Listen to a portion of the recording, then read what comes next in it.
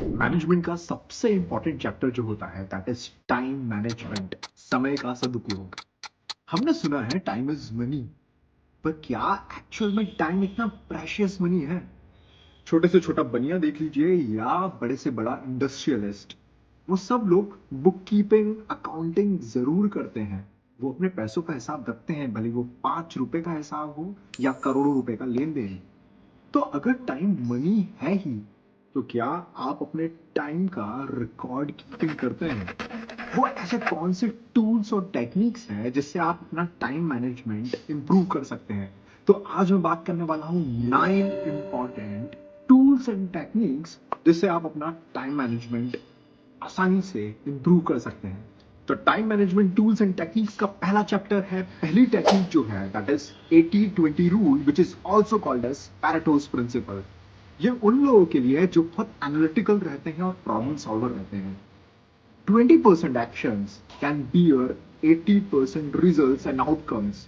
तो इसको अगर आप टेक्निक को यूज करते हो तो ये आपको बहुत एक्शनेबल फॉर्म में ला देता है और ये आपकी प्रायोरिटीज सेट करता है।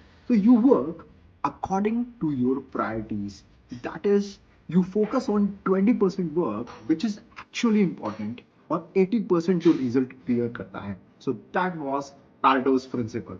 सो second is Pomodoro technique. Pomodoro technique क्या रहती है और किसके लिए है? जो लोग बहुत ही ज्यादा जल्दी बर्न आउट हो जाते हैं, वो समझ नहीं पाते, अपना कंसंट्रेशन बहुत जल्दी से मिस आउट करते हैं, उनके लिए पोमोडोरो टेक्निक है। किसी भी टाइम को मैं इंटरवल्स में डिवाइड कर देता हूँ। अब वो इंटरवल्स को मैं यूटिलाइज करता हूँ इफेक्टिव टाइम मैनेजमेंट के लिए। मान लीजिए मुझे कोई मैथमेटिक्स का क्वेश्चन सॉल्व करना है या फिर मुझे किसी मैनेजमेंट प्रिंसिपल पे प्रैक्टिस करनी है। आई सेट अ टाइमर। वो टाइमर मान लीजिए मैंने 15 मिनट्स का टाइमर सेट कर दिया। वो 15 मिनट्स का जो टाइमर रहेगा उसमें मैं पूरा कंसंट्रेशन के साथ उस पर्टिकुलर टास्क को कंप्लीट करूंगा। Then I will take a break for 5 minutes, let's say 5 minute में थोड़ा सा कुछ सोच सकता हूँ, मैं थोड़ा सा कुछ वर्कआउट कर सकता हूँ, जाके पानी पी सकता हूँ या हेड डाउन करके बैठ सकता हूँ। बट इफेक्टिवली नेक्स्ट 15 मिनट्स का मैं टाइमर सेट करूंगा और फिर उस पर्टिकुलर टास्क को कंप्लीट करूंगा। ये जो इंपॉर्टेंट छोटे छोटे इंटरवल्स हैं 15-15 मिनट्स के, जो मैंने टास्क असाइन किया है, उसको मैं बोलता हूँ पोमोडोरो टेक्निक का Pomodoro intervals. So the third is Eisenhower matrix. सबसे इंपॉर्टेंट और इफेक्टिव टाइम मैनेजमेंट टूल है ये। इसमें मैं एक अपने टाइम मैट्रिक्स के लिए 4 क्वाड्रेंट्स में डिवाइड कर देता हूँ। इसमें मैं अर्जेंट वर्सेस नॉन अर्जेंट और इंपॉर्टेंट वर्सेस नॉन इंपॉर्टेंट चीजों को मैट्रिक्स के फॉर्म में डिवाइड कर लेता हूँ। सबसे पहले हम क्वाड्रेंट देखते हैं जिसमें आता है अर्जेंट एंड इंपॉर्टेंट। ये ऐसे टास्क हैं जो मुझे करने हैं, डू इट फर्स्ट कैटेगरी में बिलोंग करते हैं, which is urgent in nature and which is important. तो उसको मैं बिल्कुल नेग्लेक्ट नहीं कर सकता और मैं अपनी टाइम टेक्निक और टाइम मैनेजमेंट टेक्निक को यूज कैसे करूंगा? अर्जेंट और इंपॉर्टेंट चीजों को, टास्क को सबसे पहले कंप्लीट करूंगा। सेकंड क्वाड्रेंट पे आते हैं which is urgent but not that important. अगर वो अर्जेंट है तो मैं क्या कर सकता हूं? उसको मैं डेलीगेट कर सकता हूं। मैं किसी अपने अंडर में जो स्टाफ है या जो लोग हैं जो काम कर सकते हैं जो कि अर्जेंट नेचर का है but is not that important, जिसमें मेरा इन्वॉल्वमेंट जरूरी हो, so I can delegate that time. Third thing which is non urgent but important. अगर वो अभी अर्जेंट नहीं है पर इंपॉर्टेंट है, so what I can do is I can schedule that. मैं अपनी इसको बुक कीपिंग में, अकाउंटिंग में रख लूंगा कि हाँ, I need to do that but it is not that important right now. I can schedule that. And the fourth quadrant which is non urgent and not important, उसके लिए मैं क्या कर सकता हूँ? I can just neglect it. वो मेरा time खाने वाला है, उसको मैं यूटिलाइज नहीं करूंगा। अपने टाइम मैनेजमेंट टेक्निक को बढ़ाइए और ये 4 क्वाड्रेंट्स जो मैंने आपको बताए हैं एइजनहोवर मैट्रिक्स के, उसके हिसाब से अपने टास्क को डिवाइड करिए। It will surely going to help you. The fourth technique is Parkinson's law. अब पार्किंसंस लॉ क्या कहता है, आप समझिए आप इसको। अगर मैंने किसी भी चीज को टाइम दिया है, मान लीजिए मैं टास्क सोचता हूं कि मुझे 30 डेज मिले हैं किसी भी पर्टिकुलर टास्क को कंप्लीट करने के लिए, I'll end up using all 30 days in completing that particular task।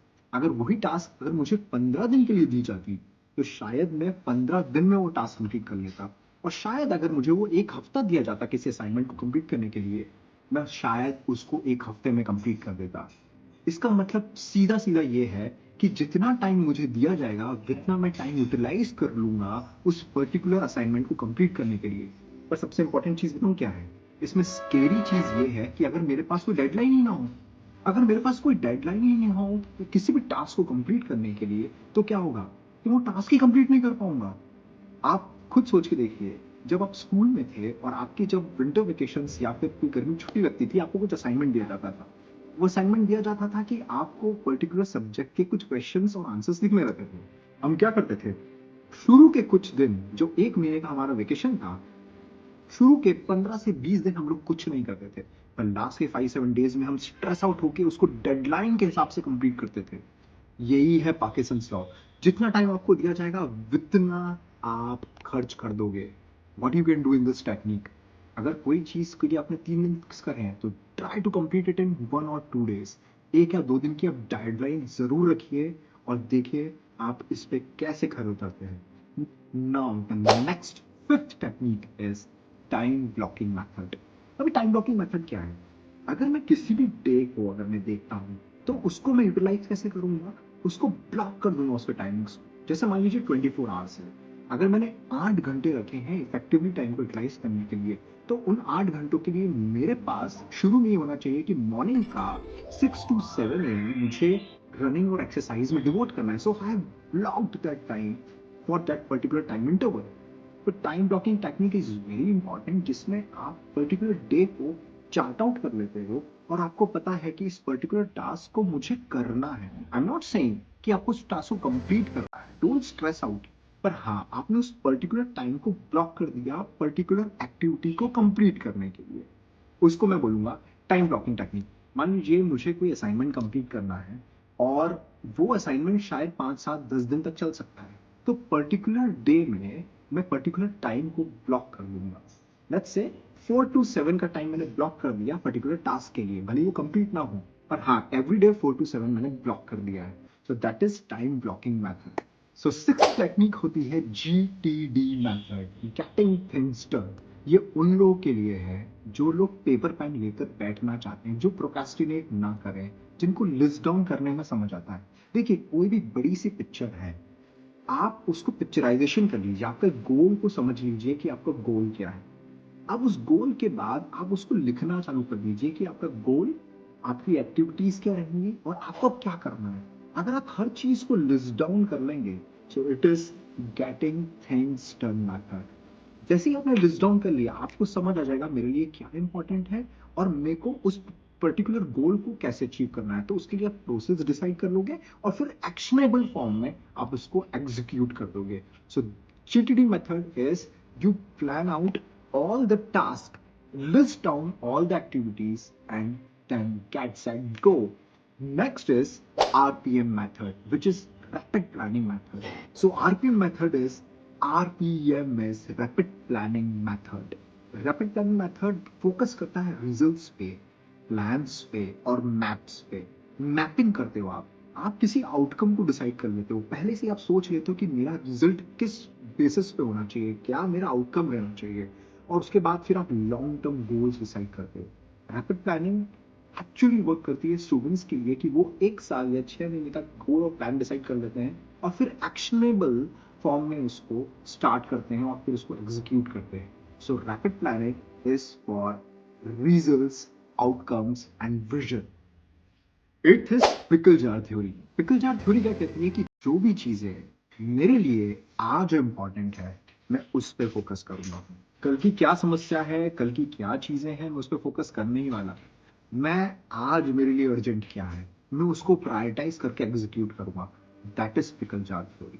Ninth and the last is eat that frog technique. अब ईट दैट फ्रॉग क्या है, किसी भी दिन या किसी भी टाइम आपको लगे कि सबसे इंपॉर्टेंट टास्क ये है जो कि बहुत टाइम टेकिंग है या फिर बहुत टफ है, या मुझे करना इंपॉर्टेंट तो है पर मुझे समझ नहीं आ रहा मैं उसको कैसे करूंगा। सबसे इंपॉर्टेंट तरीका ईट दैट फ्रॉग में है, सबसे पहले उस पर्टिकुलर टास्क को आप कंप्लीट करो जो कि आपको टफ लग रही है, जो कि टफ है, कठिन है। अगर आप उसको ही कंप्लीट कर दोगे सबसे पहले, तो आपका जो बाकी का टाइम रहेगा वो बहुत इजीली निकल जाएगा। आपके माइंड में जो प्रेशर या स्ट्रेस बिल्टअप होता है किसी भी पर्टिकुलर टास्क को लेके जो कि बहुत टफ लगती है आपको, अगर आप उसको ही कंप्लीट कर दोगे तो प्रोसेसेस बहुत इजी हो जाएगी।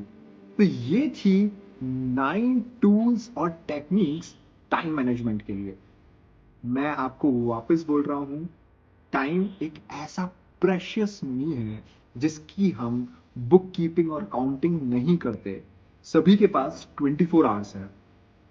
सभी के पास सेम पैसा नहीं है, पर सभी के पास 24 आवर्स है। अब वो 24 आवर्स को आप कैसे यूटिलाइज करते हैं, कौन सी टेक्निक यूज करते हैं, थोड़ा 5 मिनट 10 मिनट निकालिए, समझिए इन टूल्स और टेक्निक्स को और देखिए आप पे टेक्निक कौन सी बेस्ट सूट करती है, and just do it. Thank you so much.